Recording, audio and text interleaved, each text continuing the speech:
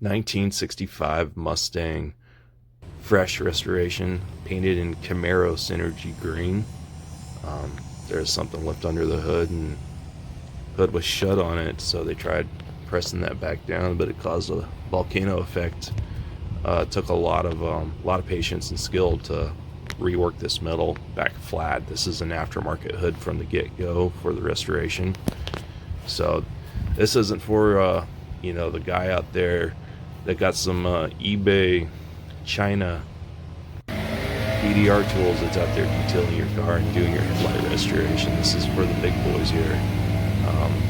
When you're looking for a PDR tech, you want to look for people that's got a video like this. It's in 4K, and it doesn't hide any of the flaws. It shows everything. It doesn't lie.